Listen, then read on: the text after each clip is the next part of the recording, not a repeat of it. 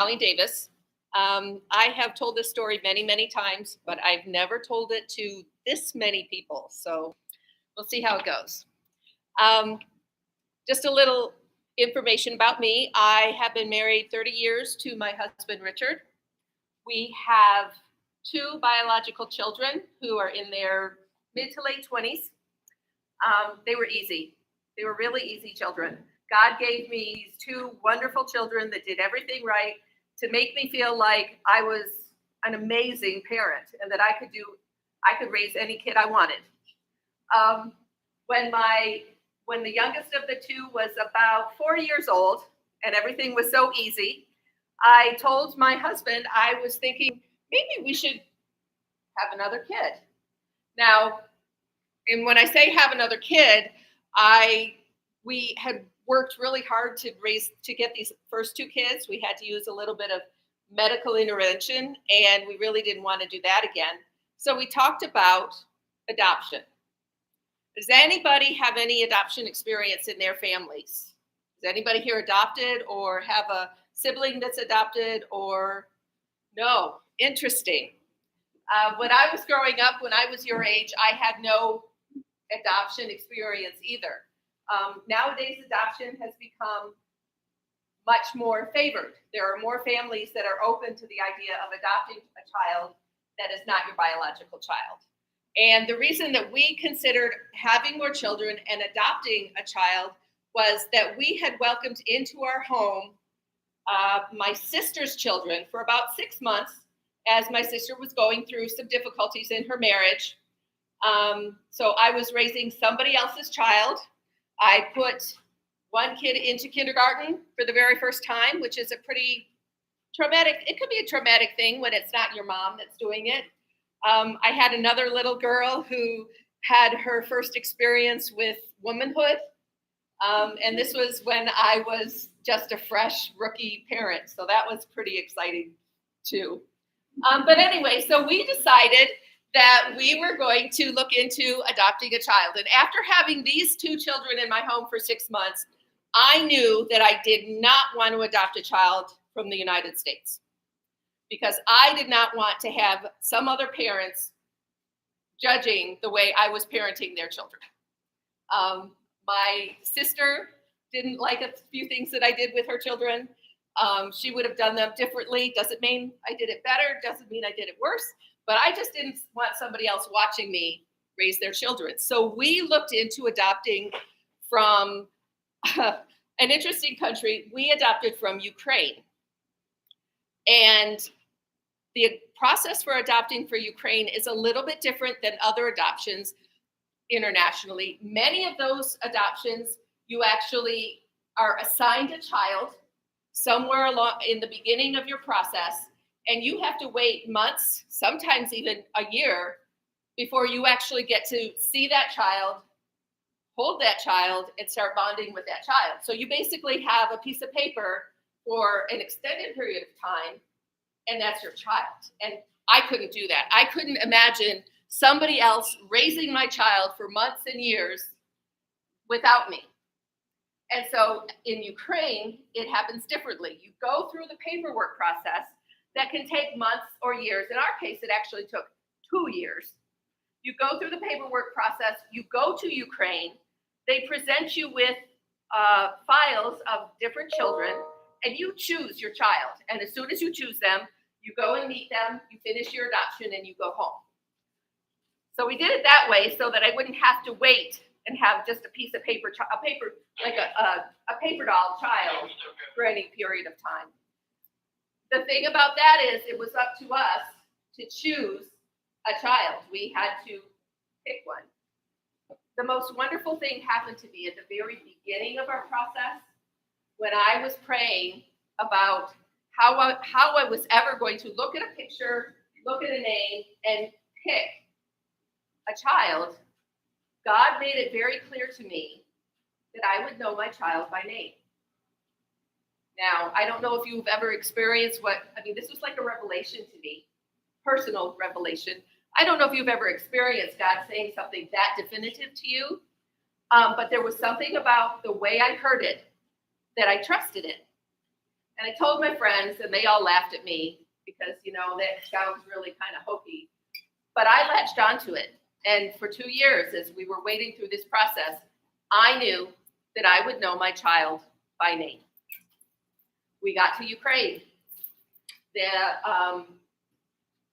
office worker laid out 4 different portfolios, and we went through them one at a time. First one was the name was Arsène. They were all boys. And so I would stare at the name, I would look at the picture, and I would try to get a feeling. No feeling. The second one was this cute little boy with a smirk, and we were joking about him, but no feeling. The third one looked mad. It's like, wow, they have a picture of a mad little boy. No feeling. As we were talking about this funny picture of this mad little boy, the administrator got up, took away the last picture, the 4th picture, put it on her desk, pulled out another one, put it down in front of me, and said, "This boy's name is Nikita." And that was his name. It was not the one that was there before. It was one that she had to have the impulse to go and get and put on the table. And I knew as soon as I heard his name that that was my boy. Now, the reason I tell you that story is because I really needed to know throughout his lifetime that we were supposed to be together. This boy was difficult. I loved him dearly because God gave him to me. But from the very beginning, he would steal. He would lie. He would run away from home. He would destroy things. We had holes in our house, in the walls, all over the place. We had very important things in our home that were thrown on the floor and busted. He had gone through a very traumatic experience. He was almost 4 years old when he came to us. But he was a very difficult boy to raise. And he brought me to tears many, many, many times. And I was afraid many times.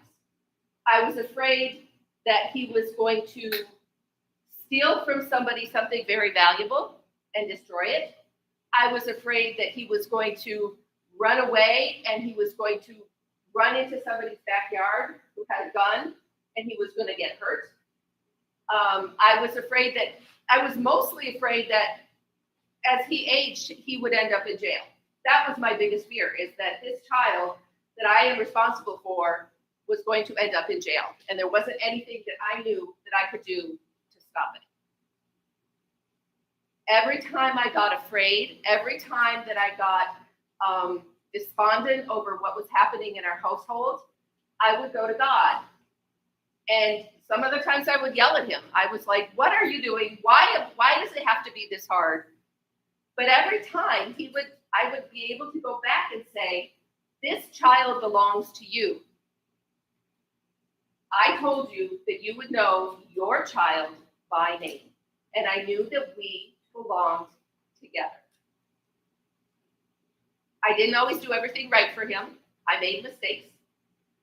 He made lots of mistakes. And I have always said, my mantra with him has always been, we are going to go to heaven or we're going to go to hell, but we are going together. And we have been together through all of these trials. I told him I would never leave him. His mother left him. He was in the orphanage for 4 years, and he was taken out of it, and it wasn't his choice. So in essence, all the people he knew there were gone. I had promised him that I would never leave him, and some days I wanted to, but I never did. For what it's worth, this Nikita boy is now 20 years old. He is an adult. He is living on his own. He has got an excellent job. He's got a wonderful girlfriend. He has bought himself a brand new car. He's not in jail. Very good. He is doing wonderfully. God put us together because God knew that this difficult boy needed me. And when you hear the rest of my story, you'll understand that I needed this difficult boy. So when Nikita was, I think he was about 12 years old.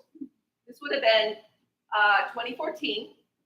My oldest boy at this point had just graduated from high school, and he was getting ready to go to college. And I was still struggling with Nikita, but I was also very nervous about sending my oldest child away to college. I bet somebody's mom here struggled when they went away to college. Okay, so I felt like I was losing part of myself with my boy going away to college. He wasn't going far away. He went down to JMU in Harrisonburg. But I was worried. I didn't know what the dynamic of my family life was going to be at that point because, we did a lot of things together. I followed him through his soccer career. I homeschooled my kids for a period of time. I knew his girlfriend and we spent time with that family. So we were a very close family. Shortly before he left for college, about a month before, I got a phone call from the director of the New Eve maternity home. Does anybody know where that is, or has anybody heard of it? Okay. Winchester, at that point, had a brand new maternity home. And during the summer of 2014, they were in the process of purchasing a house that they would own as opposed to renting.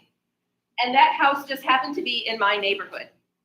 So the administrator, who was a good friend of mine, asked me if I would be willing to volunteer at the maternity home. This sounded like a great opportunity to me because I am very interested in mothers who struggle to keep their children. After my adoption and knowing the story of Nikita losing his mother, I am a big proponent of helping mothers keep their children. So being able to volunteer at the maternity home sounded like a great idea, except I didn't know what my life was going to be like without that big boy in my house. I didn't know how things were going to change. And so I was not going to make any commitments to anybody until we saw what life was like. No commitments. That was my mantra then. But I did volunteer to put my name on their telephone list. And if somebody needed help, they could call me. And I could say yes, or I could say no, depending on what I was doing and what the request was.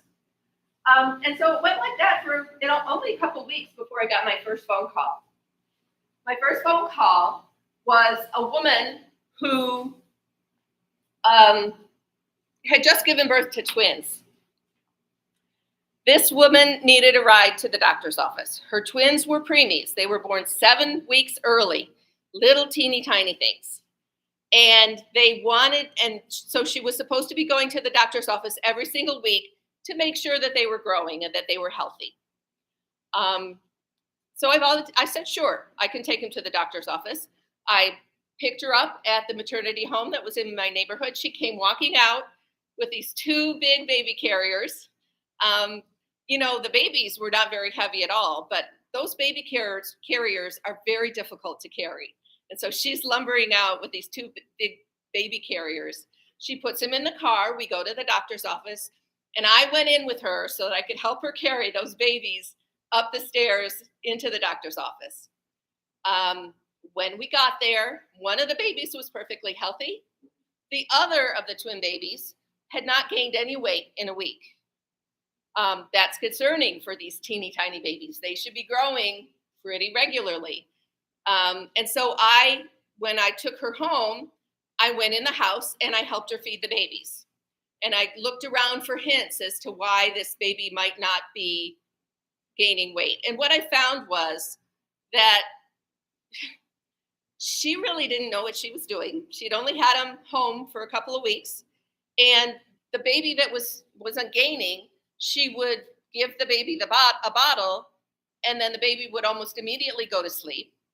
And so she would think, well, he's fed, and she would put him down and she would go get the other baby, and the other baby wasn't doing that, wasn't falling asleep.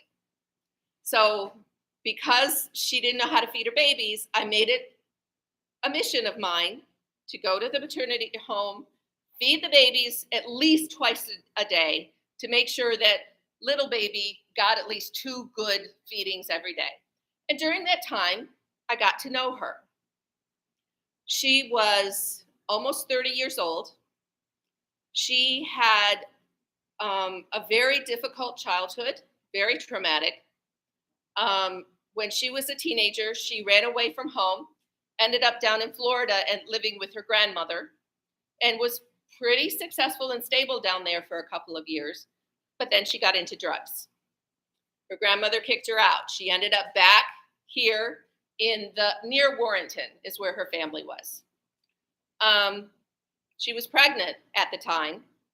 She stayed off drugs during her pregnancy with the help of a methadone clinic, which helps heroin addicts stay clean through giving them a substitute for their heroin. After the baby was born, she was living again with her parents.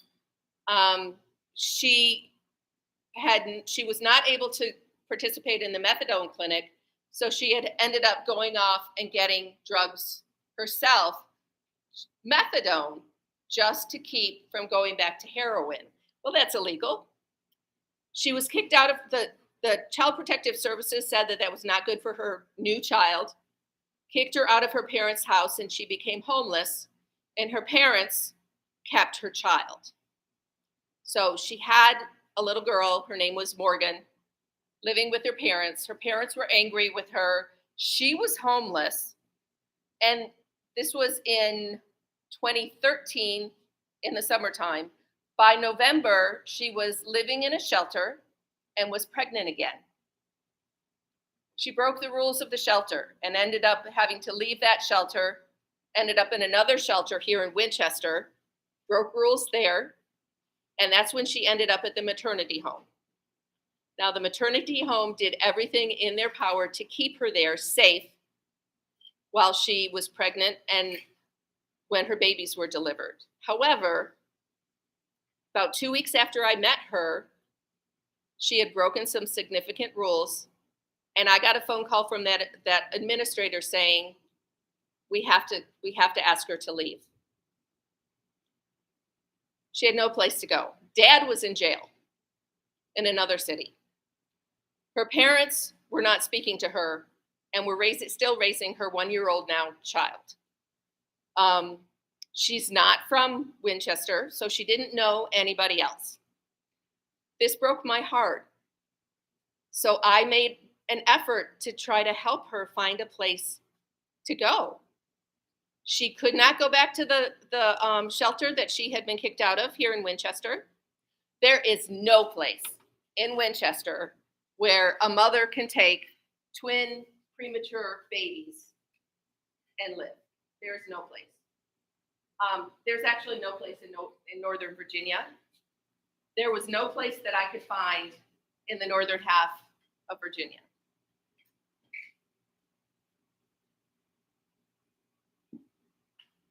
A friend of mine, actually she was just an acquaintance of mine at the time, but a friend of mine volunteered to take in this mom and her 2 kids into her home. Didn't know this woman. All that she really knew was this woman had been kicked out of multiple shelters, and yet she was still willing to take the risk and let her into her house. Frankly, that was not a place that I personally could go at the time, but she was willing to do it. So this woman, mom, was moved into this home with this family. Immediately, the family recognized that she needed help being a mom. She was doing things that were risky to her children, not intentionally. She wasn't being abusive or anything, but she was just not really good at being a mom. And they had to call protective services because the woman was a mandated reporter. Protective services wanted to take her children away. That's when I stepped in, and she asked me point blank, could you take my kids just for a little while, just till I can find a place to live? I'm like, okay. This was 2 days after my son left for college. I took these kids in. I had basically 30 minutes notice that I was going to be accepting preemie twins with nothing in my house ready to have babies. I would have to feed them, clothe them, get them to the doctor, take care of them when they're crying, change them. But I said, okay, I can do this for a few days. My husband took him a little longer. Talk about no commitments. This was a really big commitment, but it was only for 2 weeks. I could do that. I could give her 2 weeks, and she's got to be able to find something by then. They came to me. One of them, she brought her pack and play, so one of them had a bed to sleep in. The other one slept in a laundry basket. My husband and I, well, he was working, so I really couldn't ask him to get up in the middle of the night to feed babies. So I was spending most of my nights feeding one baby, changing them, putting them to bed, feeding the other baby, changing them, putting them to bed for 2 weeks. And during these 2 weeks, we were able to find Mom another shelter in Woodstock, 45 minutes to an hour away. I was taking the babies down to see Mom at least every other day because at this point, she was still Mom and I was just taking care of them. She had to leave Woodstock. She broke the rules at Woodstock and she was kicked out of there. She ended up down in Harrisonburg in a shelter. And I was driving an hour. This was now about once a week to make sure that she spent time with her babies. At this point, Dad got out of jail. I had to drive down to Charlottesville to pick him up and take him to Harrisonburg so they could be together. And again, I'm doing this with the babies as well as staying up all night. This went on for most of the fall of 2014. And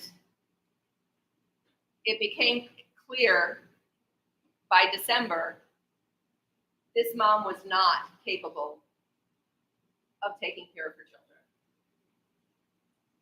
So we extended it. Okay, we will take care of these kids.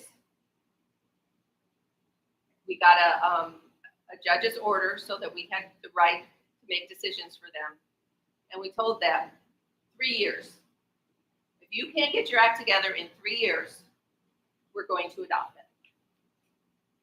That gave them plenty of time to get jobs, find a place to live, figure out how to parent, because again, we were trying to keep them involved. For 3 years, Mom lived in a house that ultimately was condemned.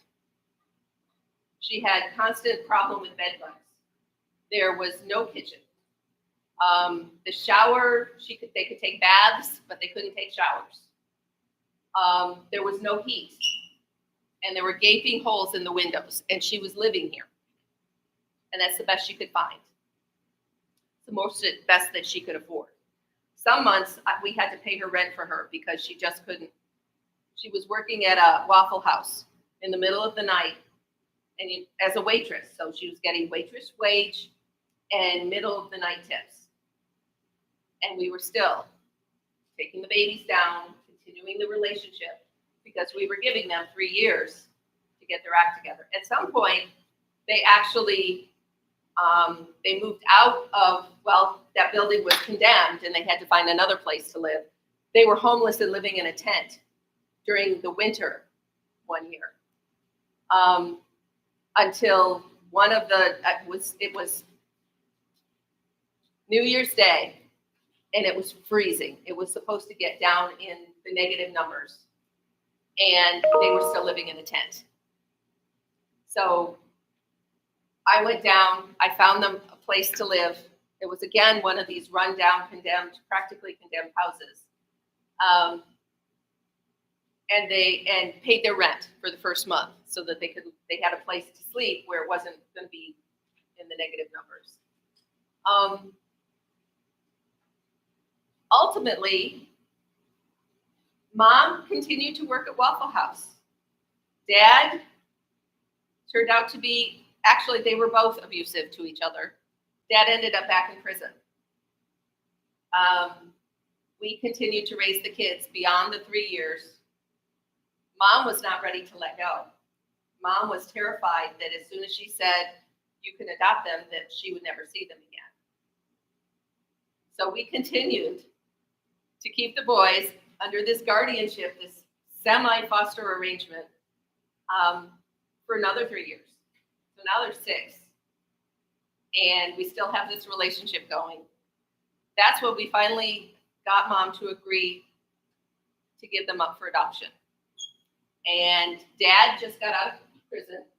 He would not sign anything in prison, so he got out of prison and he agreed to an adoption.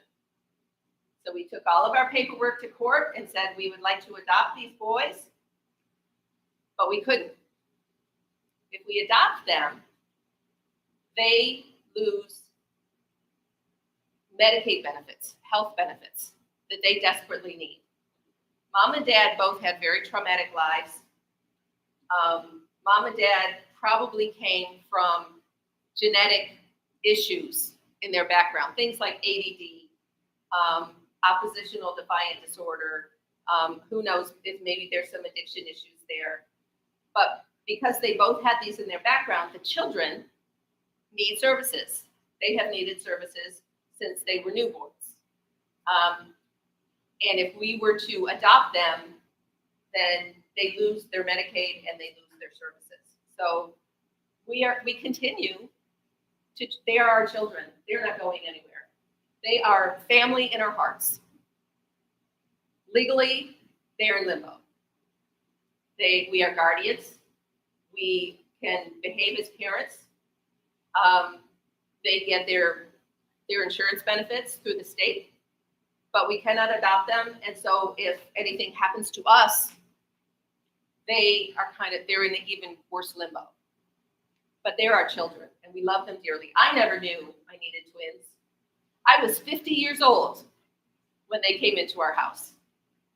I'm almost 60 now.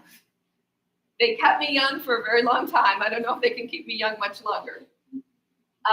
But we are committed to, they are part of our family, and they will be a part of our family forever. God gave us this amazing gift. And the reason I call my talk Filling the Gaps has to do with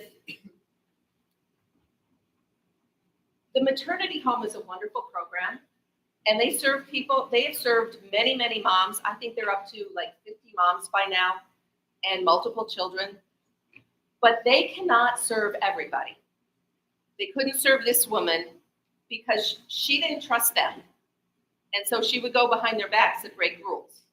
It's not because she was a bad person. It was because of who she was. And so that service could not meet her needs. When she was asked to leave, there was not another place that could meet her needs. The only way this woman was going to get her needs met is if somebody volunteered to do something completely unconventional and just step in and give her what she needed.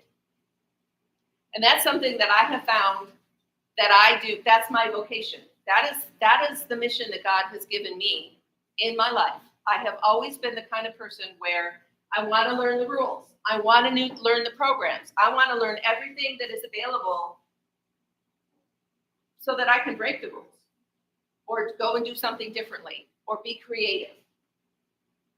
Most of the times when I volunteer for a program, I don't volunteer.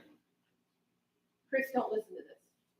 I don't volunteer and then do what everybody else is supposed to be doing. I often volunteer and go and find the things that need to be done that nobody's ever thought about. And my challenge to you is to look at what needs to be done, not just now, not just in the camp program, but in your lives. Look at what needs to be done, and don't go and look to find a program that will do it for you. You don't need to create a new program necessarily. You don't need to be the one that starts a mission or starts a school. But what you can do is you can start to help. If you find somebody in need, give them what they need, even if it means giving money, all of your time, even if it takes months for you to give them what you need, even if it means that you have to sacrifice time with family or friends. If you see somebody who needs something and their needs are not getting met, give them what they need. You will get back tremendous blessings. You know, God, no matter what you give anybody, God always returns it to you sevenfold or 7 times 70-fold. That's what I have found, and I truly believe that. My difficulty with my son led me to help this woman because I knew that if those children went into protective services, first of all, they were going to have a fractionated childhood. They weren't going to be with the same people all the time. And I knew how that affected Nikita. And I didn't want that to happen to these children. I also knew that if you have those formative years, those first 4 years, it's not a healthy environment, that it's going to affect you for the rest of your life. I learned that. So that's why when I saw this happening to these children, I wanted to step in and give them what they needed. And it was very easy to say yes for 2 weeks. It was a lot harder to say yes for 3 months. But by the time we got to the end of 3 months, it was easy. They were family. And I don't think God built our family in a very, very unique way. But it's because I said yes to filling those gaps. So think about how you can help in spite of no programs or no idea what you're doing. Just step in and help. Any questions?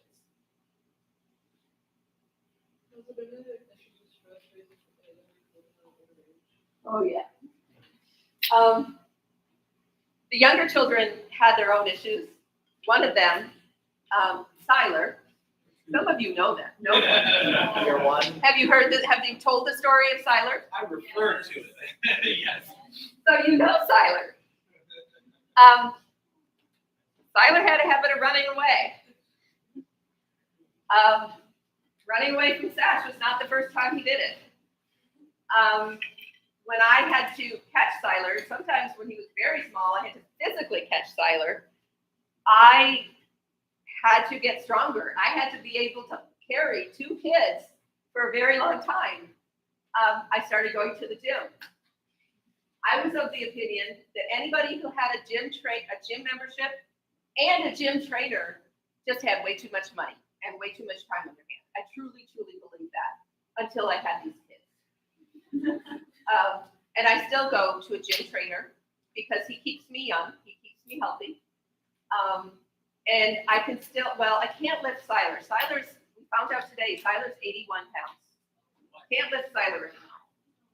I can lift Brian. Brian's about 50 pounds. And actually, I can lift Siler, but it takes a lot of effort, and I'm not going very far.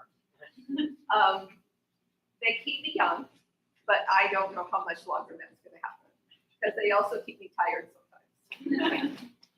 Anybody else? Yes. How did Nikita react to having this? You know what? It was one of the best things that happened to Nikita. He found that nurturing these tiny, tiny babies was very therapeutic to him. To take care of, actually, I have another story. We found a dog when he was before the twins. We found a dog, and the dog came into our backyard. He was a stray. We tried to find his owners and discovered that he had actually run away from the animal shelter. And so we adopted him. He was free. He ran away from the animal shelter. So we went in there, tried to find out if we could find the owner. And they're like, oh, he ran away the day that he was brought into the shelter. So we took him home. And again, Nikita nurtured this little puppy. It was a little Chihuahua. And so, yeah, when the babies came, I have so many pictures of him just holding them with this big grin on his face. To have somebody younger than him that needed him, as opposed to him being the one that was needy, that was a very good thing for him. Anybody else? Yes. How did your biological react when you told them that you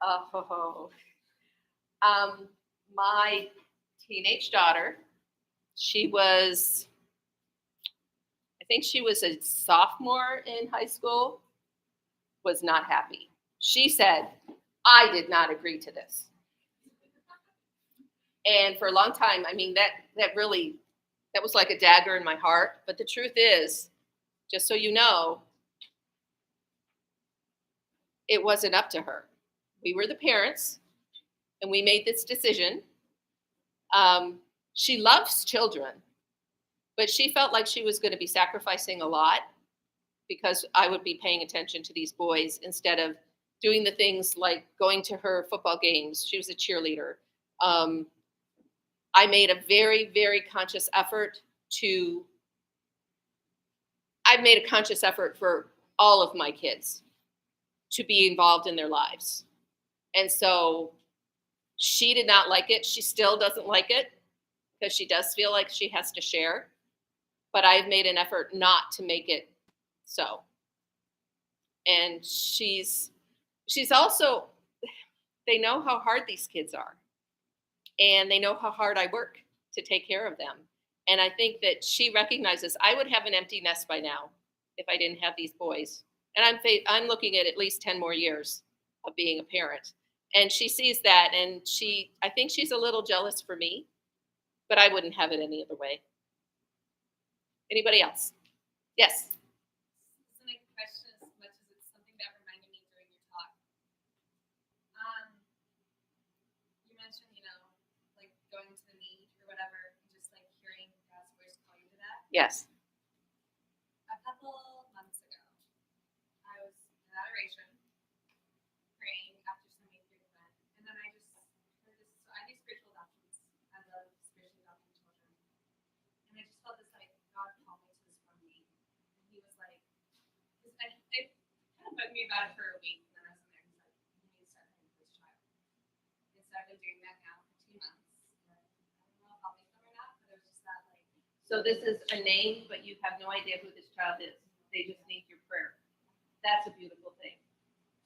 That's a very beautiful thing. And it's a treasure to be able to recognize when God is talking to you. I suspect that this is going to benefit you in an amazing way somewhere along the line.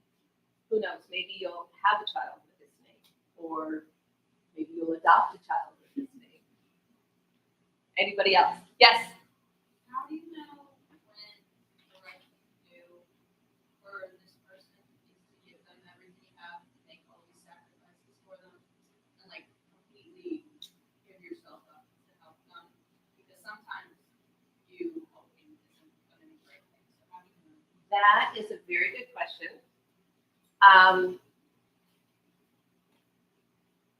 I'm a fixer.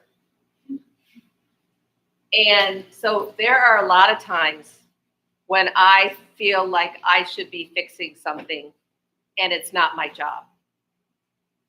And there have been many times when I have given a lot to something that I wasn't supposed to.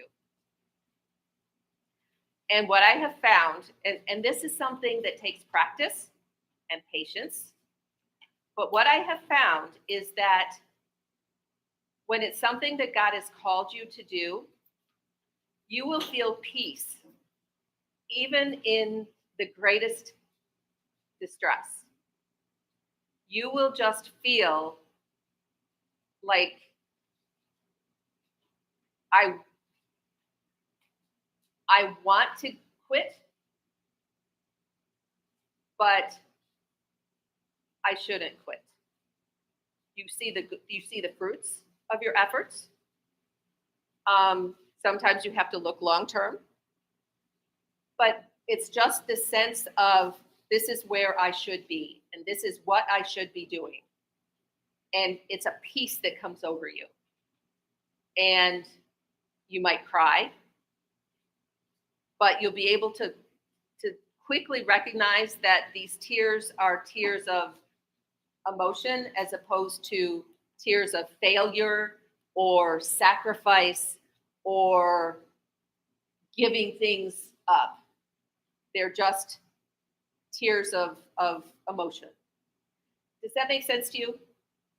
It does feel different when you're doing the right thing. For me, it's like I feel like I'm knocking my head against the wall when I'm doing something because I think it's the right thing and it's not. But when I'm doing something, even if it's hard, that is the right thing to do, I just feel at peace. I feel like I'm doing what I should be doing. Anybody else? Yes.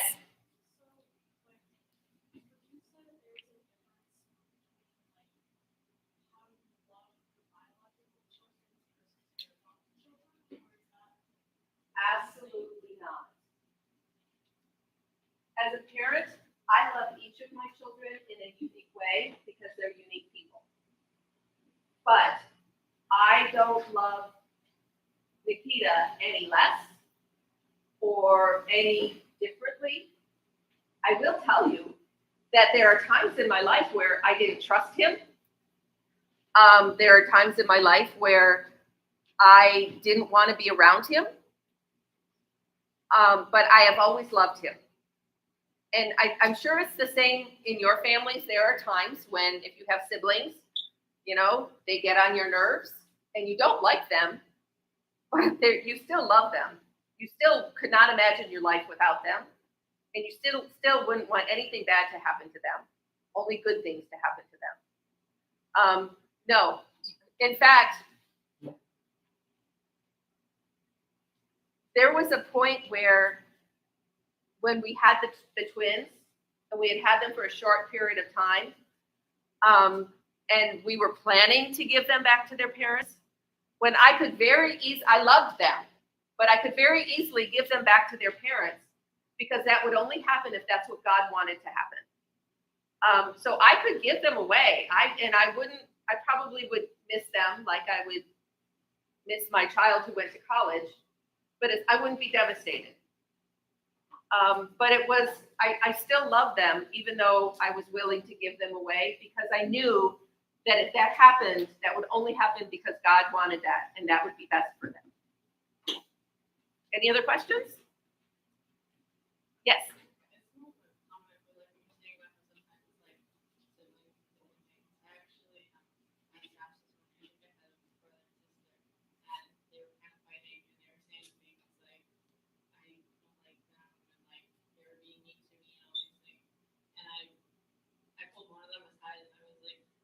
Isn't this person like your best friend? And she was like, yeah. I was like, so that means you don't really hate them. I was like, it's just something that's happened. I was like, but it's okay. You can get past it. I was like, now let's go play. I tried to distract them from it.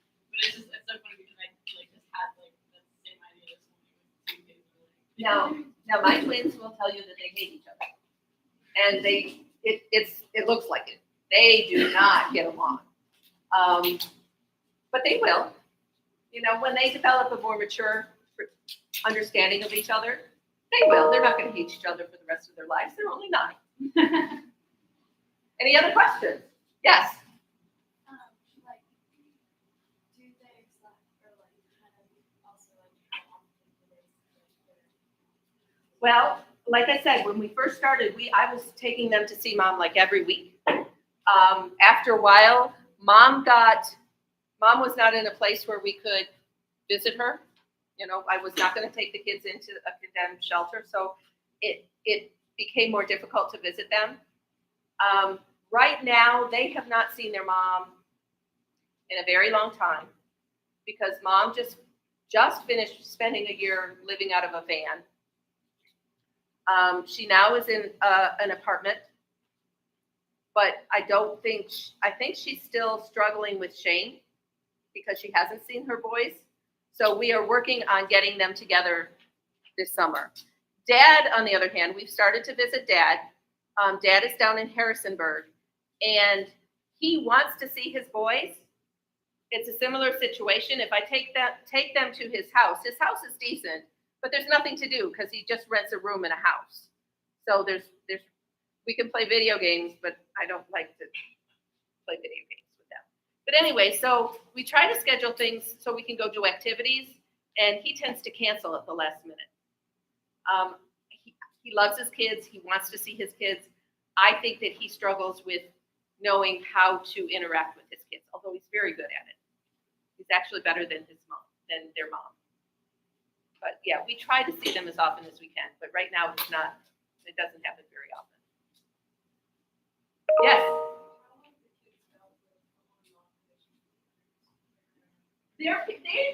The relationship with their parents is a lot like an aunt or an uncle. They have known all their lives that mom gave birth to them, and Pop is their biological father. Every once in a while, Siler says that they're his real parents, which grates on me, but we tend to call them their biological parents or their birth parents. And it doesn't bother them. We talk about them a lot. They are part of the family, but it's more of an extended family relationship as opposed to, anything closer than that. Yes? Are you always in contact with your mom and dad, or do you reach them through someone else? I am in direct contact with them when they haven't lost their phone. They go through at least 2 or 3 phone numbers every year. So there usually comes a point where I can't reach them anymore, and I just have to wait for them to contact me. But no, we are not part of any foster system, which is a blessing and a curse. It's a blessing because I don't have to follow anybody else's rules, which I told you was something that bothered me with before Nikita's adoption. But on the other hand, we don't get a lot of the benefits of the foster system. Foster programs provide a stipend every month. And then again, if we were in the foster system and we adopted them, we would be able to keep their benefits, and we can't do that. Yes? They seriously turned 9 2 weeks ago. Wow. Yes. And they're easy to tell apart now because Siler is 3 inches taller than Brian. And like I said, Siler is, we found out today, 81 pounds. Brian's probably about 52 pounds. So, football player, poet. What? I guess so. He wants to play football. I'm hoping he'll go pro. Anybody else? I have thoroughly enjoyed this conversation, and thank you for listening. My life is not extraordinary. The only extraordinary thing is that I'm not afraid to say yes to weird stuff. And I challenge you to be open to saying yes too. Thank you.